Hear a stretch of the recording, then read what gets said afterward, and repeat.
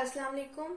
आज का हमारा टॉपिक गॉसेस लॉ की एप्लीकेशन जो है उसी को हमने डिस्कस करना है। तो उसी पे बेस करता है electric intensity due to infinite sheet of charges.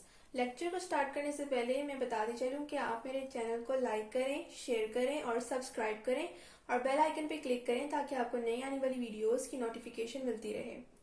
आज हमने गॉसेस लॉ की सेकेंड एप्लीकेशन को डिस्कस करना है। हमने प्रीवियस लेक्चर में गॉसेस लॉ की फर्स्ट एप्लीकेशन को होलो चार्ज स्फीयर के अक्रॉस हमने इलेक्ट्रिक इंटेंसिटी को फाइंड आउट किया था with the help of Gauss's law.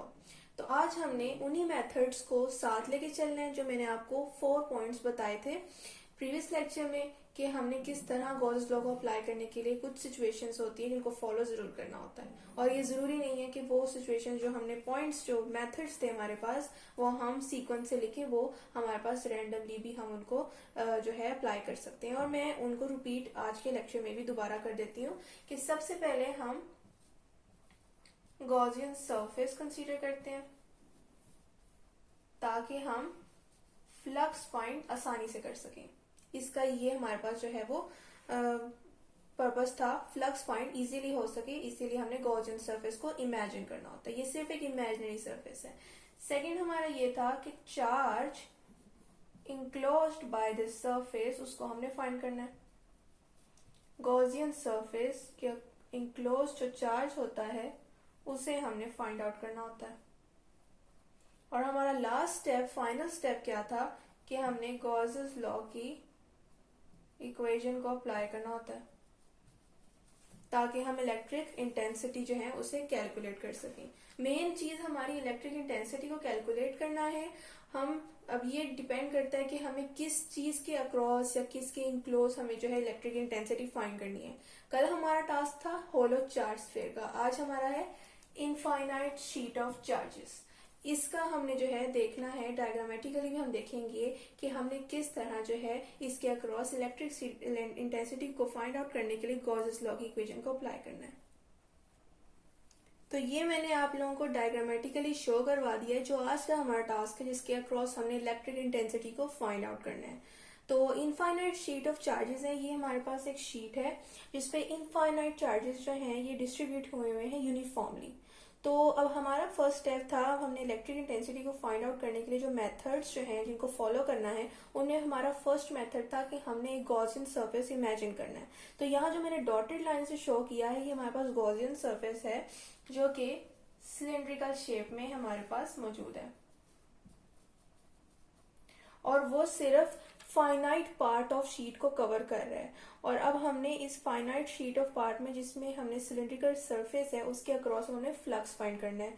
अब मैंने आपको बताया था जो पॉइंट्स हमने गॉसेस लॉ को अप्लाई करने के लिए देखे थे जिनको हमने फॉलो करना था इलेक्ट्रिक इंटेंसिटी को फाइंड आउट करने के लिए, मैंने बताया बार बार कि हमने उनको सीक्वेंस से अप्लाई नहीं करना, जरूरी नहीं है, हम उनको रैंडमली भी अप्लाई कर सकते हैं। तो यहाँ पर क्योंकि एक इनफाइनाइट एक्सटेंट की शीट है और उसमें सिर्फ हम एक फाइनाइट पार्ट में सिलेंड्रिकल हमारे पास जो गॉसियन सरफेस है वो एक फाइनाइट पार्ट को जो है शीट के कवर कर रहा है, तो हमने फाइनाइट पार्ट के चार्जेस की वजह से जो इलेक्ट्रिक इंटेंसिटी है उसे कैलकुलेट करना है। तो सबसे पहले हमारे पास जो यहाँ पर जरूरत पड़ रही है वो स्टेप है सेकंड, जिसको हम फर्स्ट पे यहाँ पर अप्लाई करेंगे, वो है charge enclosed by the Gaussian surface. तो हम इस वजह से उस स्टेप को इस एप्लीकेशन में सबसे पहले लिखेंगे, सरफेस चार्ज डेंसिटी।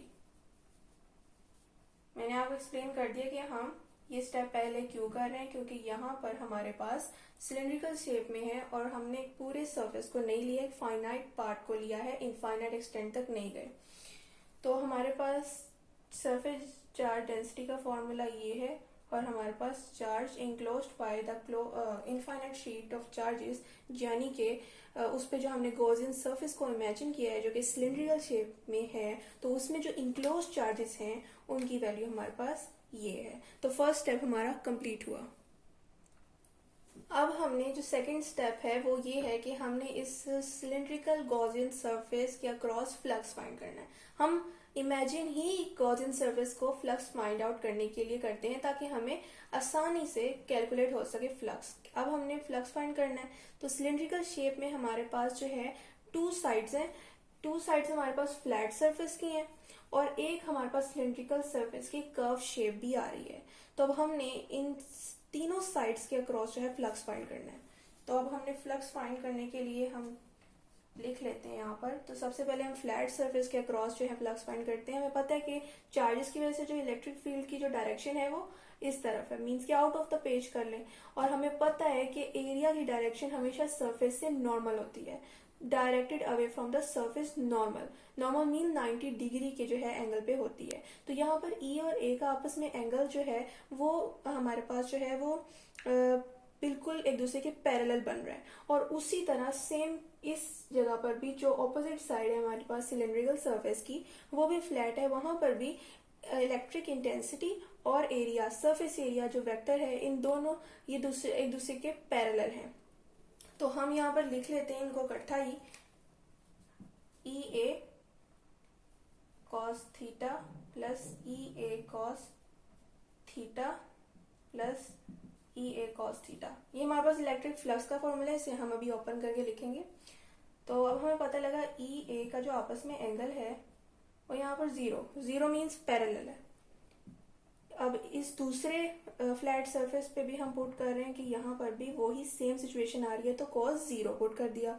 अब लास्ट जो हमारे पास जो हमने यहाँ पर पुट किया है ये हमारे पास कर्व सरफेस का है। तो हमें पता है कर्व सरफेस में जो है हमारे पास एरिया जो है आउट ऑफ द पेज है, नॉर्मल टू द सरफेस, जबकि इलेक्ट्रिक इंटेंसिटी की और इलेक्ट्रिक फील्ड की डायरेक्शन जो है वो उसी डायरेक्शन में जिस तरह टू फ्लैट सरफेस पे थी। तो यूं हमारे पास 90 डिग्री का जो है एंगल बन रहा है। ये एरिया है हमारे पास और ये हमारे पास इलेक्ट्रिक फील्ड है। तो 90 डिग्री का जो है एंगल बन रहा है। तो यहाँ पर हम थीटा की जगह मीन्स के एंगल की जगह cos 90 पुट कर देंगे।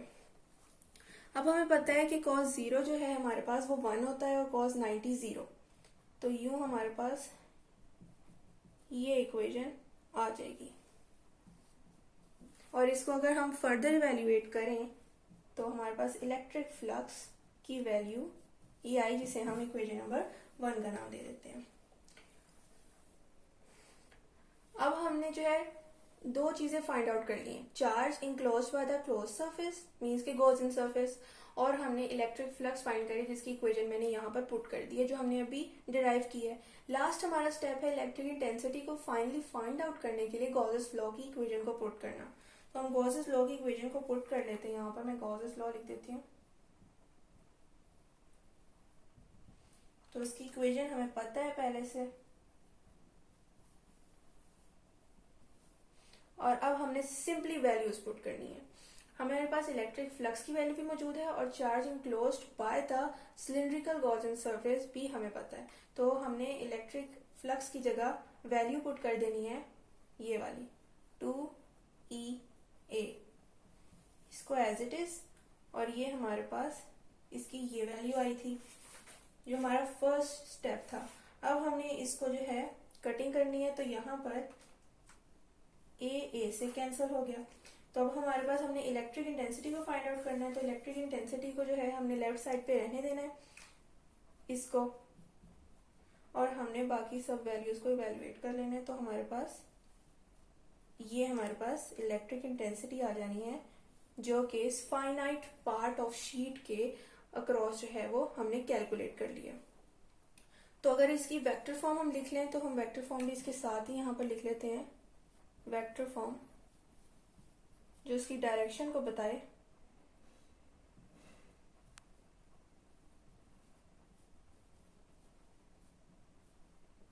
साथ यूनिट वेक्टर पुट किया है जो कि डायरेक्शन को शो करता है और जिसका मैग्नीट्यूड 1 होता है।